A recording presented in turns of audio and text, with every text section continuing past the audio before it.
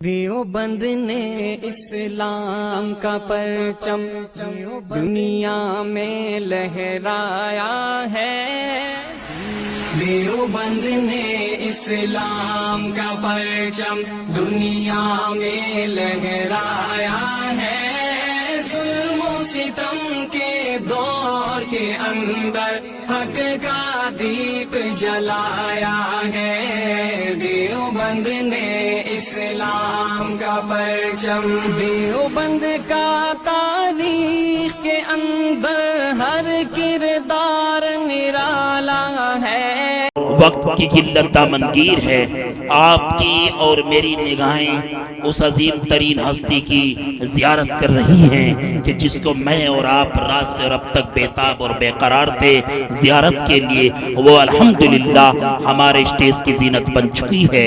لیکن دل یہ چاہتا ہے کہ اس عظیم ترین ہستی کو آپ کے روبرو لانے سے قبل اسی مدرسے کا ایک ہونہار طالب علم عزیزم محمد اظہر کو آواز دیتے ہیں، وہ بچہ آئیں اور اپنی تقاریر سے ہم سب سامعین کو محظوظ فرمائیں۔ عزیزم اظہر سلمہ۔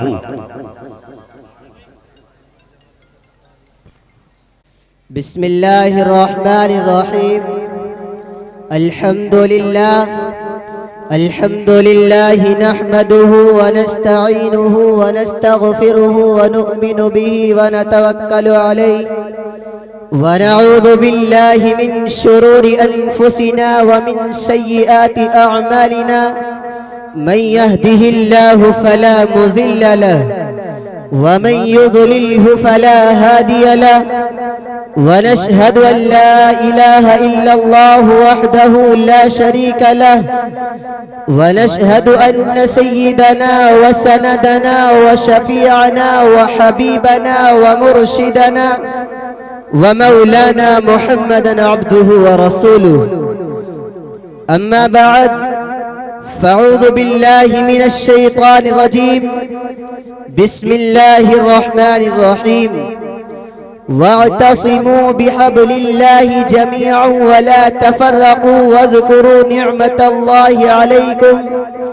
إذ كنتم أعداء فألف بين قلوبكم فأصبحتم بنعمته إخوانا وكنتم على شفا حفرة من النار فأنقذكم منها كذلك يبين الله لكم آياته لعلكم تهتدون۔ صدق اللہ العظیم۔ کچھ کفر نے فتنے پھیلائے، کچھ ظلم نے شعلے بھڑکائے، کچھ کفر نے فتنے پھیلائے، کچھ ظلم نے شعلے بھڑکائے، سینوں میں عداوت جاگ اٹھی، انسان سے انسان ٹکرائے، پامال کیا برباد کیا کمزور کو طاقت والوں نے، جب ظلم و ستم حد سے گزرا تشریف محمد لے آئے، رحمت کی گھٹائیں برسائی، دنیا کی امیدیں بر آئی، اکرام و عطا کی بارش کی، اخلاق کے موتی برسائے، تہذیب کی شمعیں روشن کی اونٹوں کے چرانے والوں نے، کانٹوں کو گلوں کی قیمت دی، ذروں کے مقدر چمکائے، کعبے کی زمین اور عرش کہاں، پل بھر میں کہاں، دم بھر میں کہاں، پتھر کو عطا کی گویائی اور چاند کے ٹکڑے فرمائے، عورت کو حیا کی چادر دی، عزت کا غازہ بھی بخشا، عورت کو حیا کی چادر دی، عزت کا غازہ بھی بخشا، شیشوں میں نزاکت پیدا کی، کردار کے جوہر چمکائے، توحید کا دھارا رک نہ سکا، اسلام کا پرچم جھک نہ سکا، توحید کا دھارا رک نہ سکا، اسلام کا پرچم جھک نہ سکا، کفار بہت کچھ جھنجھلائے، شیطان ہزاروں بل کھائے، اے نام محمد صلی علیہ، ماہر کے لیے تو سب کچھ ہے، اے نام محمد صلی علیہ، ماہر کے لیے تو سب کچھ ہے، ہونٹوں پہ تبسم بھی آیا، آنکھوں میں بھی آنسو بھر آئے۔ محترم حضرات، اسٹیج پر رونق افروز بزرگان دین، علماء اکرام اور میرے نوجوان دوستوں، آج کے اس پرفتن و پرآشوب دور میں مسلمانوں کو تباہ و برباد، نیست و نابود کرنے کی سازشیں ہو رہی ہیں۔ عالمی پیمانے پر مسلمانوں کے خلاف تحریکیں چلائی جا رہی ہیں۔ ہر ملک، ہر خطے میں مسلمانوں کے نشے من کو اجاڑ کر نظر آتش کیا جا رہا ہے۔ مسلمانوں کی بہو بیٹیوں کی عصمت دری کی جا رہی ہے۔ مسلمانوں کی عظمت و تقدس کو پامال کیا جا رہا ہے۔ گویا کہ مسلمان ہر طریقے سے ظلم و بربریت کے شکنجے میں جکڑے ہوئے ہیں۔ لیکن یہ سوال پیدا ہوا کہ آخر مسلمانوں کے اتنے برے ایام دیکھنے کو کیوں ملے؟ مسلمانوں، اگر ہم عقل سلیم سے غور و فکر کریں تو یہ بات روز روشن کی طرح عیاں ہو جائے گی کہ ہم نے اپنا عظیم سرمایہ کھو دیا۔ ہم سے عظمت اتحاد اتفاق کی عظیم پونجی لٹ گئی، حالانکہ ہم کو معلوم ہے کہ اتحاد اتفاق ایک ایسی عظیم شان دولت ہے جس کو غیر قوموں نے بھی قدر منزلت کی نظر سے دیکھا ہے۔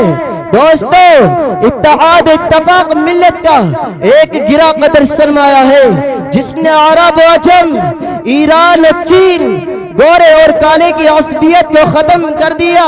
اتحاد الامم ایک عظیم اثاثہ ہے جس کے ہوتے ہوئے معاشرہ تباہ نہیں ہو سکتا۔ مسلمانوں، یہی وہ اتحاد ہے کہ جب ہم نے اس کو گلے سے لگایا تھا، افتراق انتشار کی چنگاریاں شعلہ نہ بنی تھی تو ہم پوری دنیا پر قابض تھے۔ ہمارا ہلالی پرچم بام عروج پر تھا، مشرق تا مغرب اور شمال تا جنوب ہماری حکمرانی تھی۔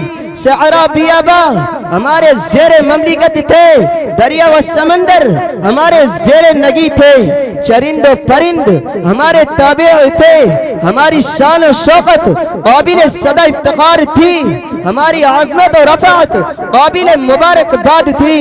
کفار و مشرکین ہمارے تذکرے سن کر لرزہ برندام ہو جایا کرتے تھے، لیکن جب افتراق انتشار کی چنگاریاں ہمارے اندر شعلہ بن کر بھڑکنے لگی اور اختلاف جیسی مولک چیز کو ہم نے اپنا رفیق زندگی بنا لیا،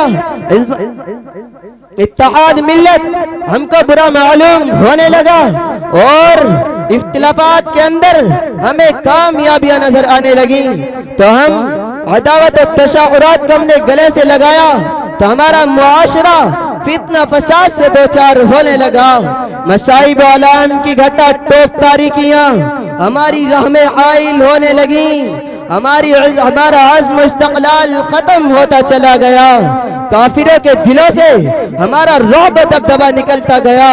کفار و مشرکین ہمیں قتل کرنے کے منصوبے بنائے جانے لگے، کفار و مشرکین ہمیں ذلت بری نظروں سے دیکھنے لگے، ہمارے کفر و معاندت کی آندھیاں ہمارے خلاف چلنے لگی، ہماری عزت و ناموری ذلت خوری میں بدلنے لگی، ہمارا عروج زوال میں تبدیل ہونے لگا اور ہم قعر مذلت کے غار میں گر گئے۔ ذلت و رسوائی، ہلاکت و نکبت ہمارا مقدر برکن رہ گئی۔ دوستو، جبکہ گردش دورہ نے ہمیں آواز پیدا کیا تھا، انقلاب زمانے نے ہمیں آواز دی تھی، حالات وقت نے ہمیں کمر بستہ ہونے کو کہا تھا، عراق کی تباہی ہمارے کانوں کو دستخط دے رہی تھی، عراق کی تباہی ہمیں وارننگ دے رہی تھی، فلسطین کی قتل و غارت گری نے ہمیں متحد ہونے کو کہا تھا اور گجرات کے چلتے دن رات نے ہمیں مسلح ہونے کو کہا تھا، اور تمام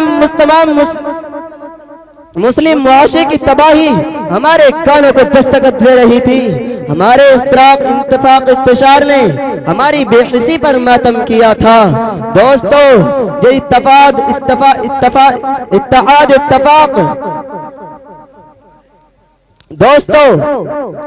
اتفاق جو مسلمانوں ذرا بتاؤ کہ افغانستان میں ظلم و تشدد کے پہاڑ کیوں توڑے گئے؟ میزائل اور مہلک ہتھیاروں سے ان کی املاک و جائیداد کو صفا ہستی سے کیوں مٹا دیا گیا؟